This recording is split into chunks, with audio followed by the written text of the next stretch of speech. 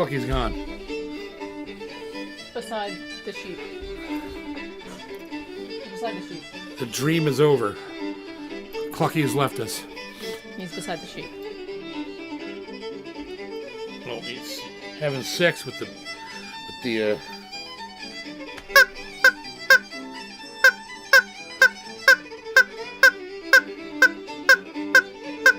Don't you want me to represent your products? Welcome. It's Wednesday night. I'm here by myself. Dangerous times. The lovely Ginger's in the house. You're not totally by yourself. What? You're not totally by yourself. Yeah. And here we are. It's Wednesday night once again. String theory on a February wintry 5,000 degrees below zero. It sucks. It sucks outside. But yet we are here. And we got Boucher guitars with us and Levy's leather straps. And G&G Music, The Guitar House, Brickhouse Guitars, Acoustic Shoppy, Parkway Music, K&K, Gallagher, Alvarez, Jerry, St. Louis Music, Yamaha, Close Guitars, Cody Guitars, D'Addario, Apollo Picks, Epiphone, Gibson, Blue Chip Picks, Tone Slab, LR Bags, Maestro Hosen Guitars, George Crackett, Emerald Guitars, NSC, SPCA, Charmed Life Picks, Pickers, Grip, Canard Guitars, Edwinson Guitars, Shenmo Guitars, Flamand Guitars, Cirrus Guitars, Rickard Banjos, Deering Banjos, and back on the list after a lengthy illness, James Martin Instruments out of Ireland. And that is a list of all the people who make our lives pleasant and fun and a beautiful place to be. And that's about all you can say about those guys. They're just like, that kind of thing. Did you hear that? You like whistled twice at once. You had like two notes happening simultaneously. That thing. That's the sound they make when they do stuff. Very ghost-like. Yeah. Mm-hmm. What am you for? Let's see. It's an odd night. We've all been sitting here contemplating our futures. Yes. You wouldn't B-52 shots? You want one? I don't know. I'm having one. I'm a little bit scared. When all else fails, you can just take off your pants and dance and drink. That's how that works. We're feeling a little subdued up here in Canada, as you well can imagine. And yeah, but is what it is. We're ready for anything. Just about. Just planning an off-grid homestead, that's all. That's right. Yeah. Anyhow, it's yeah. It's one of those nights. You know, out of the 300,000 people, roughly, that tune into this thing every month, from whatever it is, 37 or 38 countries, the vast majority is in the States. So thank God we got some friends down there. Because they won't be joining the landing parties. Yeah, because we hate to shoot them. Anyhow, next. What's the first question? I don't even have a Capo Corner. Fuck Capo Corner. I don't care. Let's all just sit here and drink and be rowdy. There are no questions yet. Of course not. Buzz Gold does have a highlighted chat. What's he he say? Says he's still vertical. This is important. Which is just like, it's a goal. It is. It's a fully realized goal with many people. It is for me. I'm still upright. For now. Anybody else out there? Any things? People? Nick Boardwell just signed up for Master Music Method. Sweet. Mm-hmm. Cool. Yeah, we're having some meetings next week, actually, with some people, strangely enough, investors in the U.S., who are been talking about for months now putting putting some backing behind us so we can develop Master Music Method into the original vision we had for it, which would take an incredible amount of time and energy, and basically would force me off the road if I had the cash to do all the work. I wouldn't really be able to tour very much. So just for a while. For a couple of years, Not forever. a year maybe. A year. Yeah, but yeah. So that's all going down. Mr. Stephen Becker is, of course, our partner in crime over there. He's helping us do all of this stuff, and he's keeping the site up and running and developing it as on the fly as we go. And but people are happy with it. Still get, it makes money every month, and it's growing, and that's all we can hope for. But it really is there's a lot of work to be done on that thing that people probably don't even realize. It's just things that bother me and bother Baker, and there's a lot more tools we'd like to offer that we're going to build it one way or the other. One way would be with the backing and do it in a year. The other way would be just work at it forever until we die and maybe not finish it. So there's something to be said about lifelong projects. Yeah, well, it should be anyway. It's a lifelong ambition to teach people to play music well. So, yeah. Mm-hmm. Here's to liquor and livers. Do we even have the studio on? Yes, okay, I did do good. that. Yeah. That's good. Yeah. We got sound. That's nice. Sound's always good. Yes. Corey McCormick has a question. Yes, Corey. He's wondering about some of the guitar reviews that seem to have been not done yet or skipped. For example, the J.P. Cormier Gallagher signature model. What? Is that one up? That's never been reviewed? I honestly don't remember. Jesus. But do you want to speak to your review schedule a little bit? Yeah. I can't believe we never did that. There was a good... Oh, maybe it wasn't the finished one. Maybe it was the prototype we reviewed. It was. Yeah, and it's a Boucher prototype. There's a Gallagher prototype, too. I'm positive. I remember doing it. Hang on. Let me search. We're going to look. But you do have some that are pending. I have all kinds that are pending, but that's not one of them. I forgot about that. I can't believe I forgot about that. Well, it was so many. We were working so closely with them. Yeah, it's not here. Really? Yeah, it's really. Well, there we go. There's one I got to do right there, boys. Matter of fact, I'm going to start a little old list right in the back of this book. Anybody else have any suggestions? Yeah. And review list. Matter of fact, I'll do it on my phone. It's a lot safer. Let's see. Okay. This is helpful. Google Keep. Yes. List. No, text. Okay. Review list. Any other ones, Corey?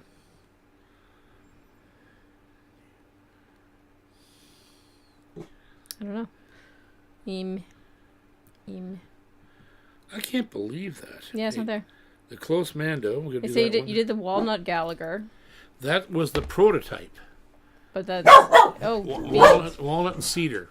That was that's why I slipped my mind. Yeah. Because my brain was going. You already did a signature model, but it's not the one. Jill, shush. It's not the one. It's not the one that's actually out and selling like mad too. People love that guitar. Yeah, you gotta get on that. You should do that. I don't know, tomorrow. Yeah, I'm gonna do it this week. I gotta do the Close Mando, which is a bit weird because they sent me the prototype, so it's not the nicest looking thing in the world, but the mechanics are all there. It sounds incredible and plays incredible. So yeah, that has to be done. I know what else I have to do. I'm glad we talked about this. I have a Dovina here that has to be done. It's like a team business meeting here. Yeah, it is. Yeah. Thank you very much. Yeah, the Dovina has to be reviewed. That's here courtesy of Stan Kaczemski, because he's a big Dovina dealer. As a matter of fact, if I'm not mistaken, his new guitar that he's designing What's it going to be called? I don't know why you'd ask me. Damn it. I can't remember the name of it now. It's been a while since we talked about that. But I think the Dovina has something to do with the design of that guitar, if I'm not mistaken. Yeah. So anyhow, yes, there's a lot of stuff to be done there. So the Dovina, have to do that one, and now I feel like I'm missing other things. We'll figure it out later. I thought I had everything, other stuff. But that's a good question. There's 3 we're going to do right away. He also has a song request. Yes? Fill some time. Walk On Boy. Yes. Want to do a little tune while we get some questions rolling in? Not really. Alrighty. But, I'll just be over here then. Did you say I'll just be over there then?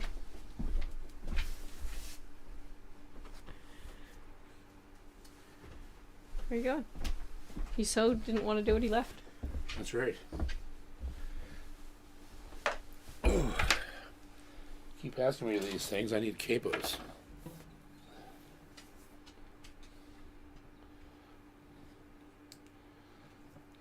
A little while ago, I was doing some adjustment work on the new banjo, and I needed a capo.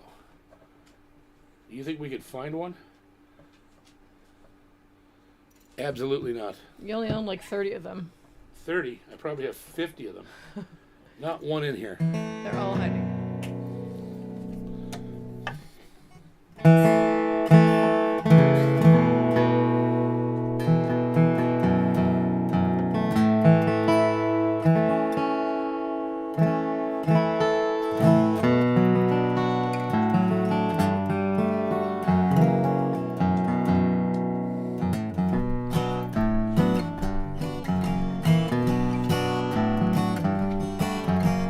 I was born one morning, the rain was pouring down. I heard my mammy say to my pappy, let's call him John Henry Brown. Walk on, boy, walk on down the road. There ain't nobody in this whole wide world that's gonna help you carry your load. I left my mammy and pappy just about the age of 10. I got me a job working on the levee, toting water for the hard-working men. Walk on, boy, walk on down the road. There ain't nobody in this whole wide world that's gonna help you carry your load.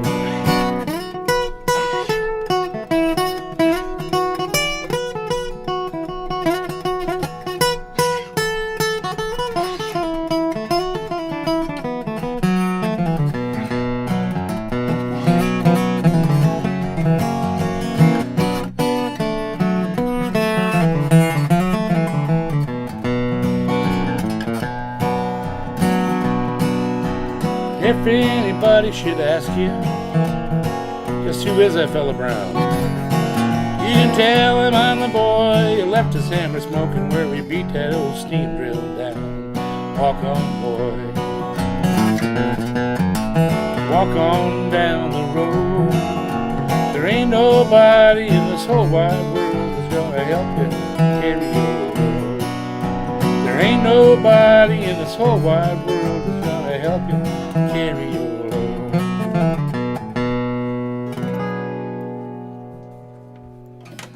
Yes, sir. Walk on, boy. I got a question from Kenny Holden. Kenny Holden. Yes, sir. What other Canadian builders would you like to show on the channel? I don't know. There's a lot of them. I don't know. I have no idea. The major problem I have with Canadian builders is they can't afford their fucking guitars. I'd love to show you know what I'd love to show on this channel is Alaskan, or a Manzer, or a Beneteau. You don't have to buy them. You just have to borrow them. Yeah, but then what's the point? Well, also there's only so much space in here. Yeah, but those guys are immense. Companies like that, you know, I don't charge anybody for stuff, for reviews and all these things, right? the way that we do things on this channel is I build long-lasting relationships with these builders, and eventually, after we've built something meaningful and sold a bunch of instruments, they are generous with me. They pay me royalties. They do whatever. They give me free instruments. They do whatever they can to help me because I'm helping them. Well, you can't do that with a guy that charges $25,000 for a guitar, because what the hell does he need me for?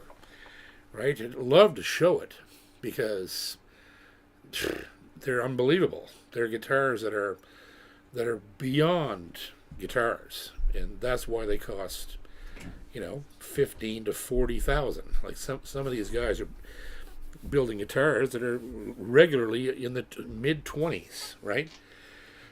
So, like Alaskan, you can't buy Alaskan now for less than $18,000 or $20,000. And he's just one guy, and he builds about 2 guitars a year, or maybe more. But it's not much, and some of his custom work is even more than that. So you're talking about a guy that can do his entire year's wages with 3 instruments. So yeah, it'd be interesting to see it. I mean, I've played all kinds of Alaskans, and I've wanted several of them, and I just could never afford it. So yeah, and then you've got a guitar then as well that's worth more than your house, and you're terrified. Our house costs more than $25,000. No, but you know what I'm saying. They're worth more than your car, right? No. And I'd be shitting in my fucking pants all the time that the house would burn down, or somebody would steal a guitar, or whatever, anything happened to it. There's no amount of insurance that could ever replace it because they're all one of a kind. That guitar will never be built again. So this is why I don't deal with those kind of instruments, because they're really, in all honesty, they're unrealistic for most players. There's just no way. If you're a doctor or a lawyer that makes $1 million a year, yes, you can afford them, and you can put them in a nice, safe place in your house, in a fire retardant fucking underground bunker. Nobody knows it's there, and it's fine. You get the guitar. But Joe Blow like me, who needs it to go play music with, it's too scary. Too scary. So, anyhow, that's my thoughts. There you have it. Question from Daryl Day. Yes, Daryl. Have you met and or jammed with Tommy Emmanuel? Nope. Never met. I met him once. I've never played with him. We've asked on multiple occasions for the opening spot at his concerts here, and he's just never done it. I don't know if he doesn't like me or whatever. I don't know. Hard to say. He's the greatest guitar player that ever lived, that guy. Well, not ever lived, but he's the greatest one in the world now. I don't know of anybody else that can touch that guy. And sadly, he's getting older. He's in his 70s now, and he's not the guy he was, 15 years ago, but none of us are. So he can only abuse your hands and your upper body that's so long before you start to slow down, right? And it's happening to him. I've heard him play recently and thought, I can hear him struggle, right? So, but he's still the best. I don't know of anybody that could even touch him. I just don't know. He's beyond the pale, that guy. Unbelievable. So he's like Chet and Jerry had a love child. That would have been Tommy. You next. We've got a super chat from Jim Waller. Jim Waller. Have you ever played a WY1 Yari? This was Bob Weir inspired, cedar and under $2,000. What do you think? I think that anything that Yari builds is worth buying, especially if you buy some of the old stuff. But oh yeah, you can't go wrong with them. I'm playing one right there. That's one of the new Alvarez Laureates. It's rattling because it's dry in here and the top's falling a bit, but that guitar is unbelievably good, and it's under $1,000. I think it's about $1,100 or $1,200, is really cheap for what it is. It's all solid wood, not just solid wood. It's wood picked out by the custom shop. It's the highest end materials they have, but it's assembled in the factory. So that's where they take the cost away, right? But anything that Alvarez and Yeri builds is going to be hard. You're going to be hard pressed to find better bang for the buck. And they're a lot like Yamahas. They last forever because they're built like brick shit houses. And I mean, there's a good example of my signature model, which is $3,700 US or something like that. That guitar is worth $10,000. I'm not kidding you. It is. It should be $10,000. As good as it is, and the wood it's made out of, that old 50-year Honduran mahogany, like, it just goes to show what that shop is capable of. It's always been capable of it. And finally, now, all these, 80, 90 years after the fact, you have Yeri and Alvarez and Yamaha, especially now, all getting the attention they deserve and selling guitars at premium prices. Like the new FG9s from Yamaha, they're $5,000. Well, they're worth every penny. They're all made in the custom shop. They're only building about 400 or 500 of them a year. And you're going to find the same thing with the Yeris. If you can find WY1s or WY1TS, like I have a DY1TS here that I'm actually thinking about selling because I'm not playing it enough. And I have so many other great Alvarez and Yeris that I don't need that one.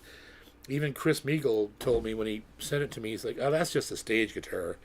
But I wanted it because it was pretty and it was beautiful and had an onboard custom bag system in it, on the side of the guitar. It's a stage guitar. And that's what Chris said. That's just a stage guitar. It's actually the guitar that Joe Bonamassa uses, except his is a small body and mine's a full dreadnought. But you just can't beat them. Holy crap, they're just, you can't beat them. Sorry, I'll fight you. Okay, next. Super chat from Cajun Queen. Cajun Queen. Last year you recommended 2 albums to me, Markology and Unit of Measure. They are #bonkers, #fantastic. Yes, they are. Yeah, that'll just about scare the shit out of anybody, those 2 records. Kernerkt. Super chat from Ian Rossiter. Yes. Anybody else pretty content with their present gear? There's not a lot I need. I surpassed that point years ago. I've always, for the last, especially the last 5 years, I'm now at the point where my good fortune when it comes to guitars is obscene. I don't deserve this many good guitars. And the only thing I can do with them, besides try to play all of them, at least once or twice a year, or sometimes more, depending on the traveling, is I could only give them back because I can't sell them. I would never want to sell them. And it's just like, I just can't part with it. These are masterpieces, every one of them almost, right? So, yeah, I'm well beyond that. When I go and look at a music store now, it only takes about 4 minutes. That's it. I walk in, make one round around the guitar room, and I'm out. Because there's not a fucking thing in there that I would pay a dime for. Not one guitar, ever. Occasionally, there'll be some odd Yamaha or some, maybe, I don't know. There might be something odd in a room. But I just got no desire anymore. The only place I really get excited about now is Roger Schmidt's place, of course, and Stan Kachemski's place. Those 2, and also I gotta say Cosmo Music as well, up in Toronto. They are keeping some really nice high end guitars that I would buy, and but Brick House and Guitar House, those are the only 2 places where I can actually go inside and spend an hour because they have instruments that I have not seen, instruments I wish I owned, and that sort of thing. So the common everyday shop now is just like, I've seen it all. I own it all. I don't need anything that's in there, right? So, yeah, I know what you're saying, Ian. Well, you got good instruments. I've seen your instruments. Yeah, he put a list up of what he had. I lost where it Too is bad now. you can't play them. Admit. Them's fighting words. Well, get out here and fight me then. Edmonton bastard. Get out here. Get drunk with me. Okay. Connect. Question from Joe. Joe? Brother Joe. Mm-hmm. He wants to know if you want to play one of the songs you did on Saturday. The ones on your phone. Oh, God, no. I don't... no. No. I don't have time to peruse to see how many mistakes I made.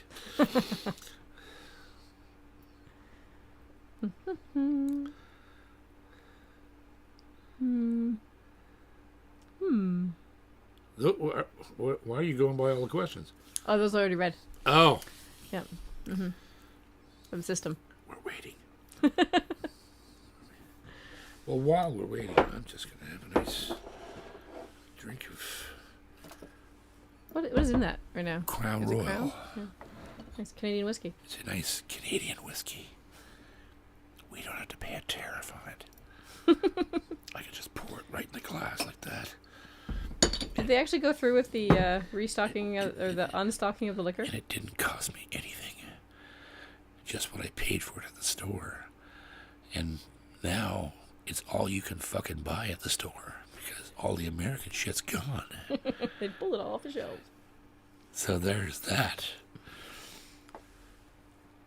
Did they actually do that, or did they stop? Oh, yeah, they did. Did Right they? across the country. Right across the country.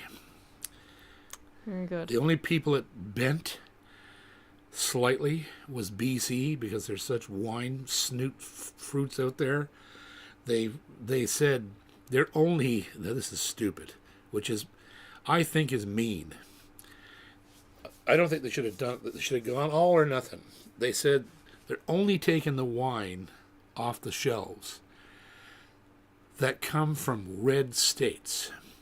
That's not fair.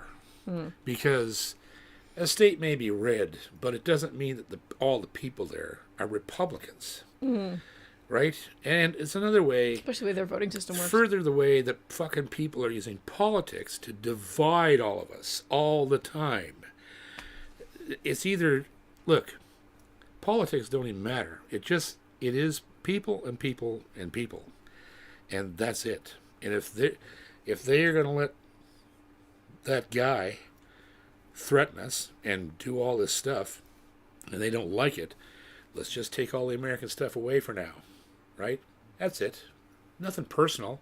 We just don't like being treated like a bunch of arseholes up here. And because we're not. So, because we love you guys in the States, and Dipsy Doodle over there is doing his best to just piss everybody off and everybody else all the time over nothing. He's calling him Dipsy Doodle. And just, come on, boys. What the fuck is going on down there? But I swore I wasn't going to say anything. Back to guitar. Next. Back to guitar questions. Yes, please. Although, actually, let's see. Yeah, a super chat from Samuel. I'm going to say Bosse. Clemens? No. What? Bosse. It's got an E with the accent aigu on it. Is something you? Yeah, oui. Is something you? Hi, JP and Ginger. Love your show and everything you do. I'm curious, what was your number one guitar before discovering Boucher guitars? Interesting question. Yamaha. My guess is Yamaha. My number, yeah, I'd have to say, yeah, Yamaha, the L series, the high-end L series, and also, it's kind of over between us now, but Stonebridge. I also played those, like hugely, bigly. Bigly. I played Stonebridge bigly. more than anybody else in history, in fact. And yeah, Stonebridge, and before they had their, little falling out with Roger and their QC problems recently. But Yamaha was always my number one guitar. Right since I was a child. Like my brother Dave had an FG 1500 custom from the shop in Hamamatsu that he bought in 1973, I think. He paid $1,000 for it in 1973, brand new. I mean, that's a lot of fucking money today. And so that was always my guitar. That was always my idea of the ultimate guitar was a custom shop Yamaha. I just wanted one so bad. And I managed to get one when I was a kid. When I was about 18 years old, I bought one on time from a music stop, which became L&M afterwards. And it was an LL 45. It was in 1987. It was $3,000 in 1987, and I took it out on time, and we didn't play enough for me to make enough money to pay the payments, and I had to give it back, and I should have never given that back. I should have just ran to the States with it. They never caught me. But then if I'd have done that, well, I wouldn't have the relationship I have with Long and McQuaid now, because all the things that I do with Long and McQuaid came from the people that own Music Stop. They gave me my first credit when I was a broke musician. They just treated me really well, and they've treated me all this time, 40 years, right? I've been dealing with that store. So I'm glad I wasn't a crazy nut kid and run off with a $8 million guitar. I never paid for it. I wanted to, believe me. It was that good. I would have been ill-advised. Yes, I had some sense when I was a teenager, not much, but... Just 1 cent. 1 cent, yes. Turnerked. Super chat from Blair Svensson. Blair Svensson. In context of the news cycle, thinking about the songs from the Us album tonight. Yes, so am I. Mm-hmm. Aren't we all? Mm-hmm. Well, no, we're not. If we all were, none of this would be happening. Okay, next. Mm-hmm.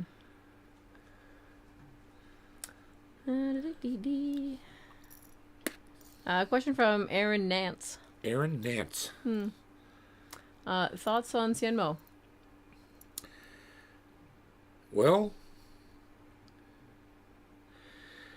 I don't know.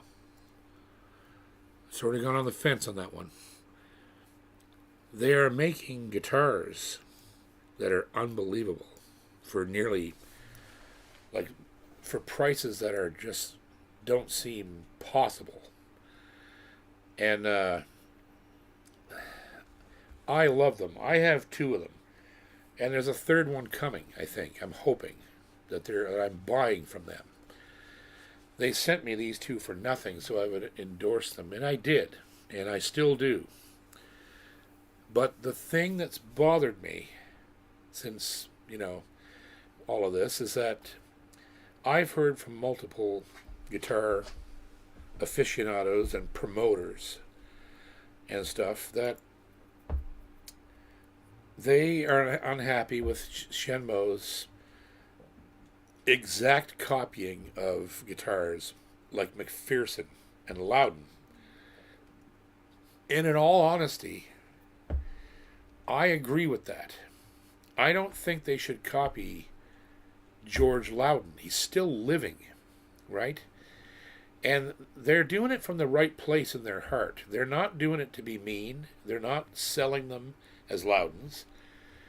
There are some minute differences in design so that they're not 100% exactly a Loudon.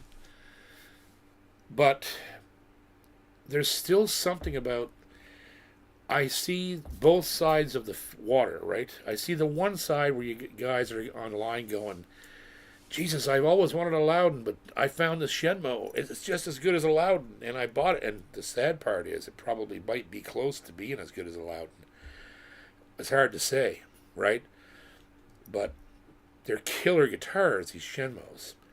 That hurts George. right? And I know George. George, I have one of his guitars, and I wouldn't part with it for $1,000,000. And I owe that to Stan Kaczynski, who basically let me walk out the door with it. And I'm going to pay him for it. Eventually, I'm going to settle that up with Stan, because I don't want it for nothing. But what I'm saying is that, yeah, okay, so they can build a guitar that's damn near a Loudon and damn near a McPherson. I'm not even a McPherson fan. As a matter of fact, I hate those guitars. I don't like them. I never have. There's something about them that bugs me. They get the sound hole in the wrong place, and I've played a shit ton of them. I went and took my buddy one time to buy one, and he paid $8,600 for this thing in Toronto. He only kept it about a year because it was horrible. It was unbelievably bad, and $8,600. Now, mind you, if you were just going to play it on stage and look the part, fine, that's great. But you'll never see a human being ever recording with a fucking McPherson. It's not going to happen. And they are a stage guitar. They reached their heyday because certain artists in Nashville on the scene started playing them because they were different. And they're built like brick shithouses, and they last good on the road, and blah, blah, blah, blah, blah. And enough of the big name guys bought them that all these other little fellows were like, oh, I gotta have a McPherson, I have a McPherson. All of that aside, McPherson worked their asses off to develop that guitar, right?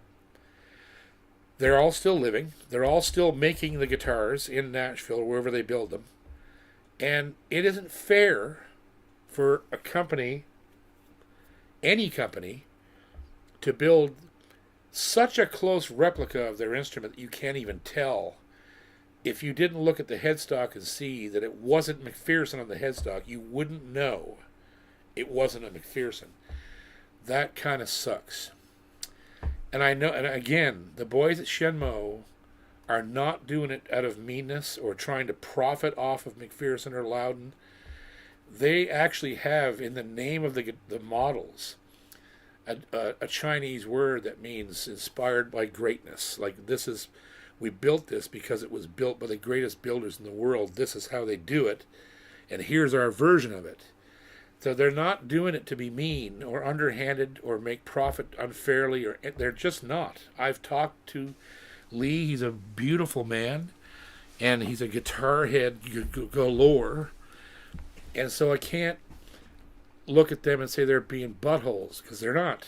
They're just doing what Asians do. Asian artisans are well known for imitation. And they believe that imitation is the greatest honor they can pay to someone they admire, right? It goes all the way back to when, Sigma started, all that stuff.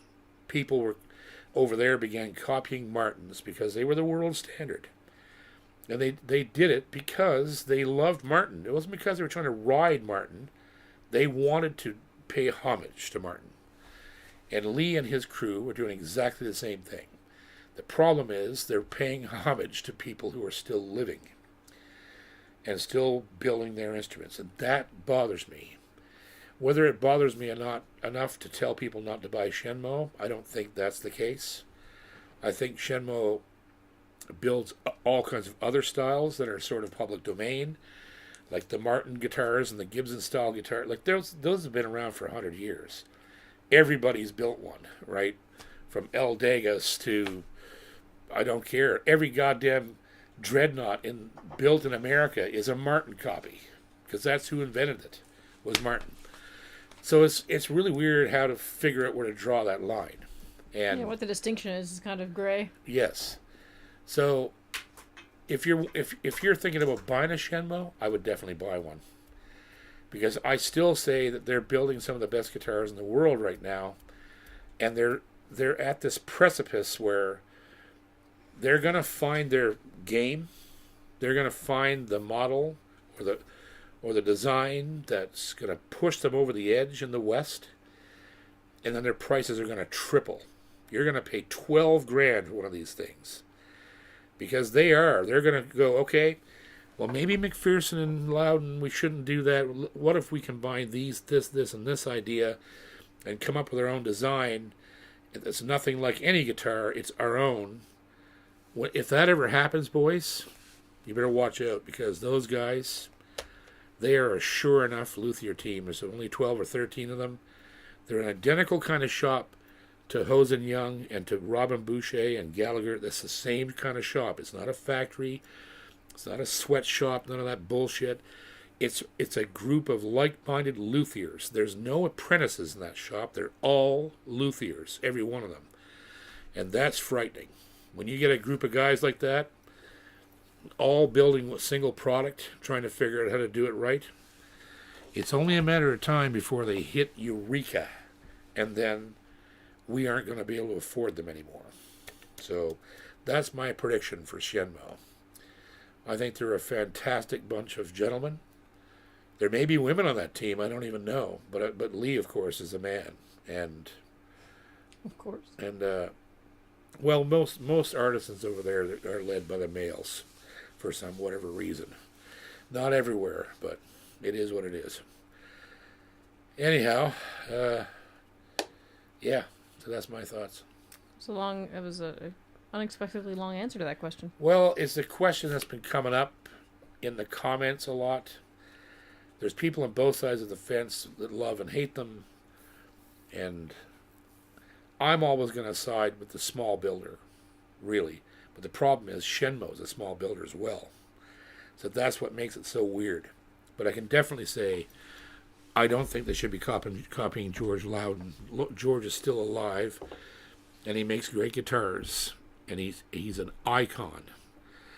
And it's one thing to honor him and tribute him, but it's another thing to, build a carbon copy of his instruments, slap Shenmo on the headstock, and there you go. That's not really cool. So, anyhow, that's my thoughts. I'm sorry. And I apologize to the boys at Shenmo if that hurts their feelings, but I only say these things as I want them to succeed. And I think those two little things. What makes it a copy, though? It's identical in every spec, apparently. They took the guitars apart. They bought Loudons and cut them apart and measured every single component and studied the wood and studied the density and the humidity and all these things and the finish and the glues, and they didn't do this by eye. They did it with science, right? And that in itself too it's a bit scary. They took that guitar apart and just completely decimated it down to its smallest parts and copied it from there, right? So, yeah. It is what it is, boys. All of that. But on the other hand, you can't get a better guitar for the money than them right now because they're so cheap. So, you can be a dick like me and have two of them and buy one. You can buy them right now for like $1,300. Some of them, not all of them. But I mean, Jesus, who wouldn't do that? They're just great guitars. You can't buy the Loudons and the McPhersons for that, but you can buy the triple O's and double O's and dreadnoughts for under $2,000 US. Some of them under $1,500 US. So, yep, that's a no-brainer. Correct. Hey, Beaners. Hello, Bean. Uncle Bean. Bean's on the move. Bean hurt herself today. She probably chased a car. Yeah, she hurt herself. She's getting old, and she doesn't realize how old she's getting. She's going to be 12 in October. She's getting old, aren't you, baby? All right, next. Beaners. Good Bean. Question from Rob Richardson. Okay, Rob Richardson, yeah. Any reason from your experience that one night you can do no wrong playing guitar and the next night you can barely fret a D chord? I have no clue why that is, but it's absolutely true.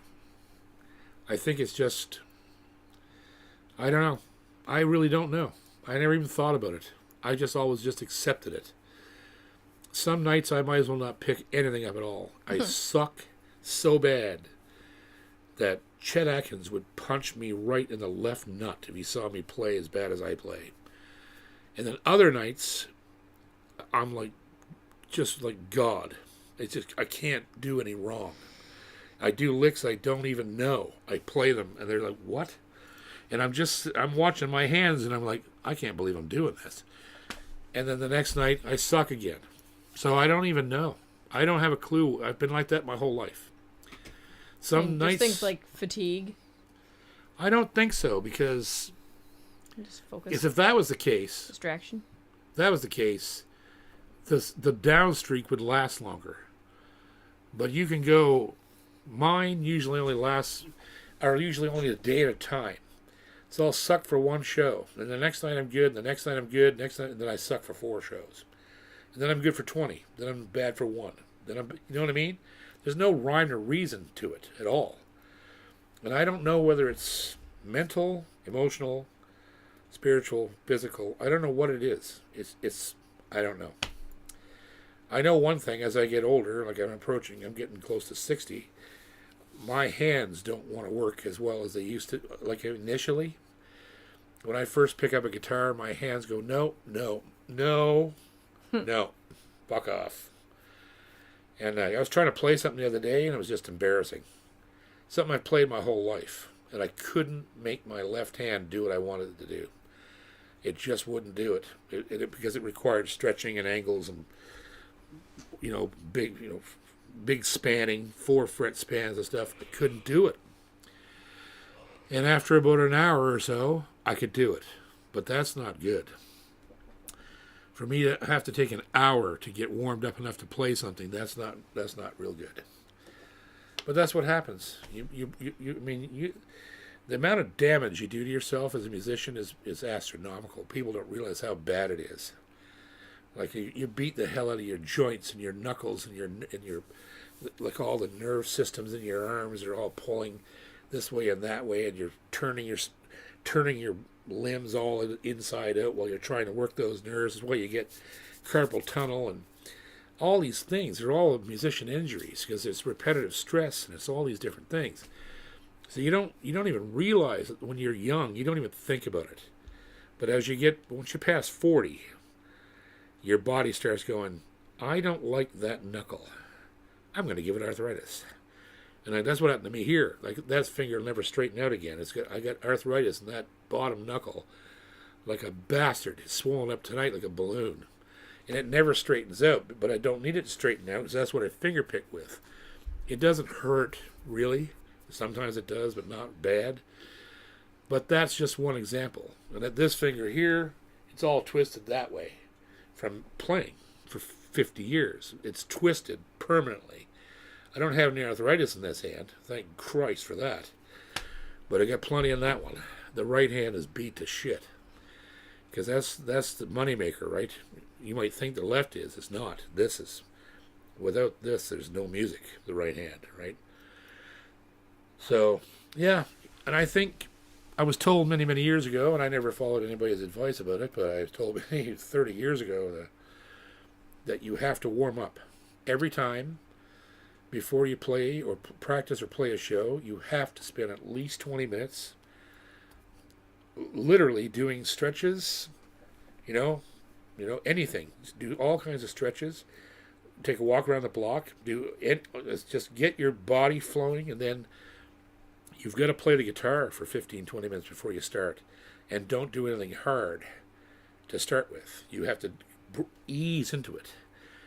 But when you're young and crazy and you can do whatever you want, you don't ever do that. You just go ripping right off the bat, and you're hurting yourself, and you don't pay for it till 25 years later. But that's what happens. And anybody who's played as long as me will tell you the same story. So I remember Chet telling me one time, I asked him, I said, do you ever have problems with your hands? Because his hands were beautiful, but you could tell that every knuckle was big. They were thin. He was a very thin man anyway.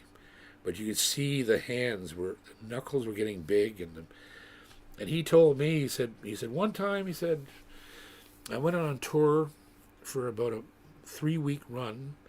And he said, every night before the show I spent in the dressing room with the sink full of hot water, and I'd put an entire bottle of aspirin in the water and dissolve it and soak my hands in the hot water full of aspirin for half an hour, just to get it would absorb through his skin and thin the blood out in his hands, so he didn't have so much pain, right?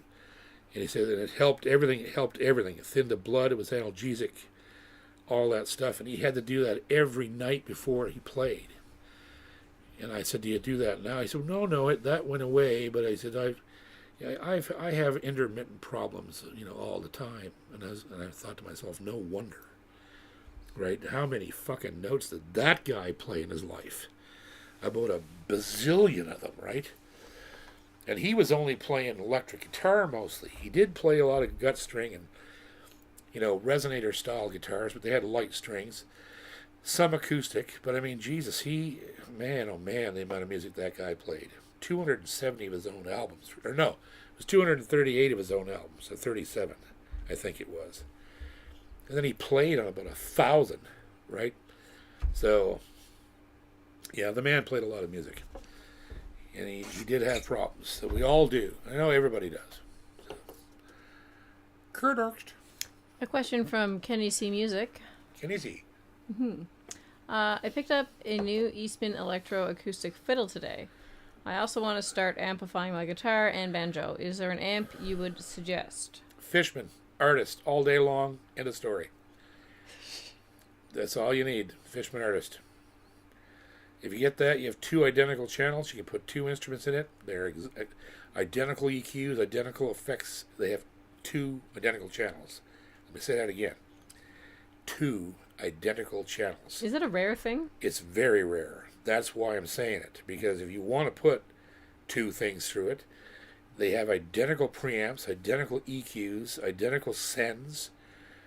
So that's huge. Just the fact that you can get 2 instruments going through the same preamp and processor out of one box, and all the controls are in one place. You got a mute switch, you got phase for each one, you got dB knockoff for each one, and you can go out stereo, you can go out mono, you have tuner out, it's the only amp I've really used successfully for the past nearly 20 years. I have other ones here. I have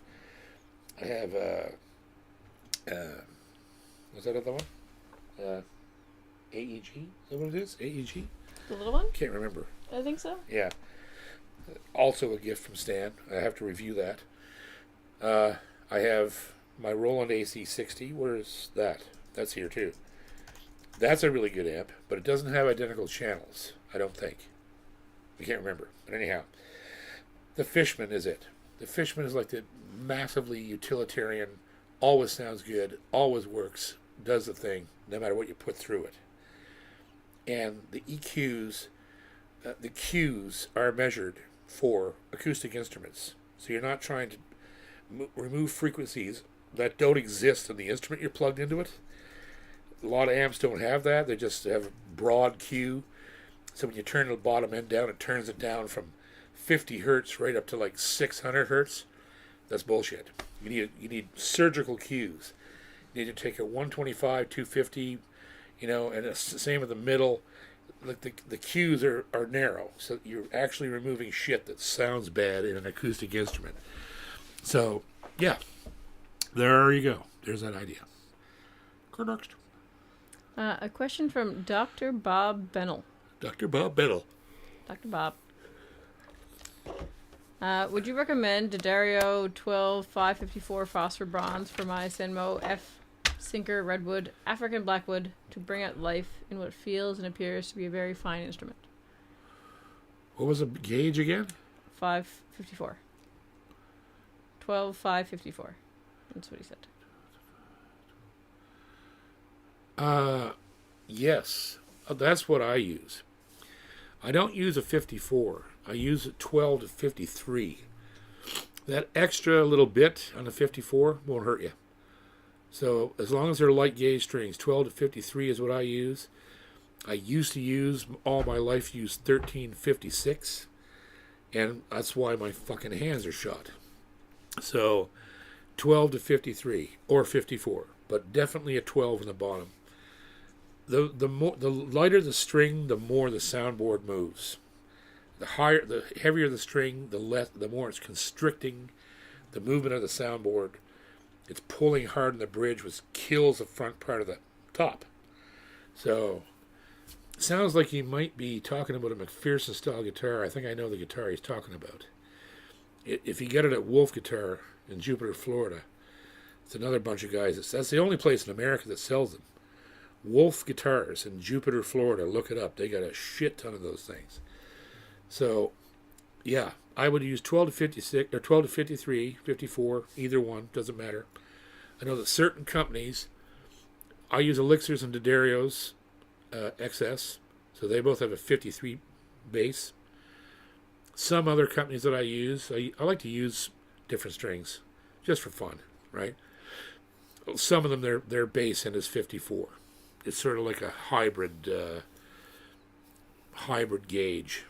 I think maybe even the DNA are different than they would be in a standard light gauge. But yeah, any one will do. But as long as they're light gauge, I think you'll find a big difference in the way the guitar reacts, for sure. Any more supercharts? Mr. Christopher Coote is checking in. Oh, yeah. Sweet meat in the sky. Says, he's flying the plane right now. Well, he's on the gate. Oh, he's on the gate? Okay. Yeah. Says hello to the Gingered One and Jerko Pickalot. Yes. Any more super chats? There's one more question. Okay. From Nick Boardwell. Nick, how you doing, buddy? Would you recommend using the Aston Origin in a live bluegrass setting? The lower price than ear trumpet is intriguing. No, it's not designed for that. You'll get feedback like madman. The capsules aren't designed for. Ear Trumpet Lab is the best live mic I've ever seen in my life. They are unbelievable. I don't know how they do it. I don't know how they do it. But I've seen full bluegrass bands play on 2 of those things. And it sounded like they were all plugged in.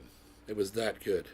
This thing here is the best studio mic I've ever used in my life, but just on the off times that I've accidentally turned the focals on when this was still armed in the studio, the feedback was just immediate. It's so sensitive. Well, I mean, I'm 1.5 feet away from it right now, and it probably sounds like I'm right on top of it. That's how sensitive it is. It doesn't have a lot of rejection from the back either, right? Even though I think it has no, it doesn't have a pattern.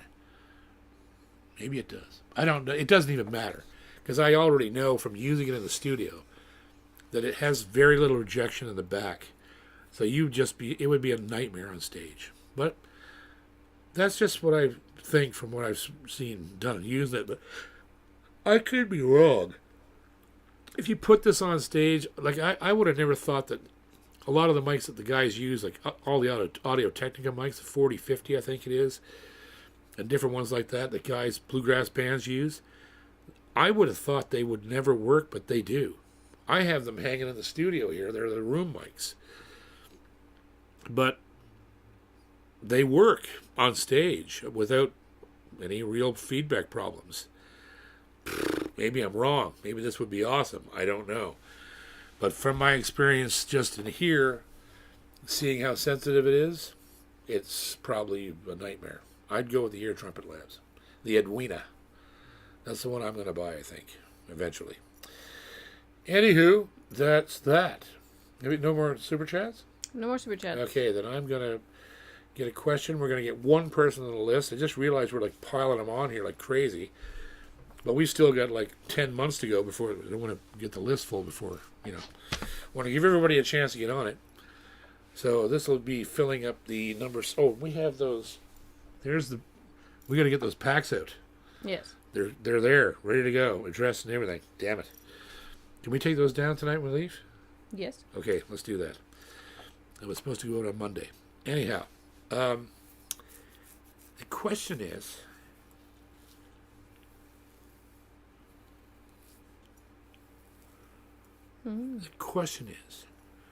what is the name? What is the brand name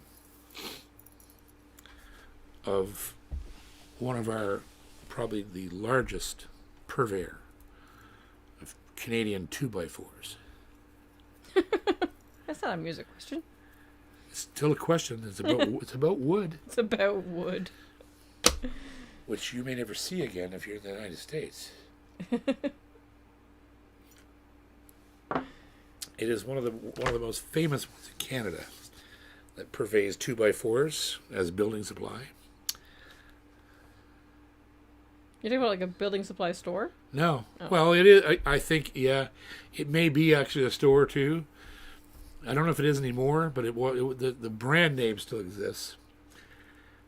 They're like this, probably the most famous one in Canada. Jim Waller says Boucher. Yeah, no, 2x4s, not And other building supplies, but 2x4s, famous for 2x4s. We've got Irving. Nope. Kent. No. Canfor. Nope. Sherwood. Nope. Kent. Come on, boys. Doman. Nope. No, that's all the answers we have so far. Holy shit. Okay, well, you guys really don't know what's going on, do you? I don't know Right the then. answer either. You don't? Ebday?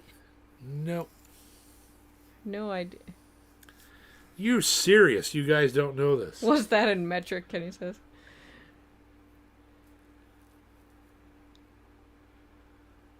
Weyerhaeuser? Nope. Sherwood Pump. I'll give you a hint. They provided Stompin' Tom with all his plywood stomping boards for free. Central. Nope. Rona. No. I'm disappointed in all you fucking guys. Canadian Tire. No. Home Depot. Nope. Got CLS and Regis. No. Come on, boys. Castle? This is like the most famous lumber in Canada. West Fraser. Nope. Cudson. No. I have no idea. IHL. Nope. I don't have any idea. It's also a what this chain is. of stores in Ontario, and I don't know where else they are. Home Hardware. I know they're in Ontario for sure, and I'm pretty sure they used to be here. I'm not sure if they're still in Nova Scotia. I don't think they are, but they used to be here. This is unbelievable. Stumac. Stumac.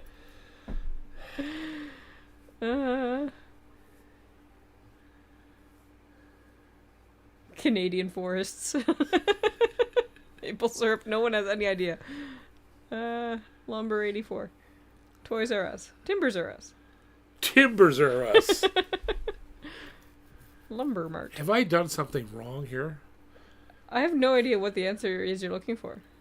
Wow. Beaver Lumber. That's it. Beaver Lumber? Beaver lumber. Oh, I think that was a joke. No, it's a real beaver lumber. Okay, That's wait. like one of the biggest. That was one of the biggest chain stores. Let me make sure there was no other beaver earlier because I Yeah, it was Didn't- beaver lumber. I've never heard of that. No kidding. Never. Jay Gallant Jay Gallant, you're Was in the number first- 6, buddy. was the first one with beaver. Beaver lumber. That's a store? Yep, they were huge in Ontario, and I'm pretty sure they were here too. They had a logo, a little beaver with a hard hat on, smiling at you, their tail and everything. They literally did provide Tom with all his plywood stomping boards. Beaver Lumber. I met the president of Beaver Lumber one time in 1990. Maybe they're gone now, but they were huge when I was a kid. That was the biggest thing in the world. Beaver Lumber. That was it. Everybody that built a fucking house, the Beaver Lumber truck came and put their wood there. So yeah, maybe they're gone now. Maybe I'm out of touch. I think that might be Might be out of touch, but it was famous. It was really famous. And the thing about Tom is true. They actually did get his. Actually gave him all his plywood stomping boards. Jim says, "Can we stay in the guitar world?" Yeah. All right, boys and girls, thanks for being here with us. It was purchased by Home Hardware in the early 2000s. That is true. I just remembered that. That's exactly right. They bought Beaver Lumber. Yeah. So it's been. I guess they're 25 years gone. It's a very obscure question. But it was good. It got it. Somebody got it. We will see you next week, and we love you.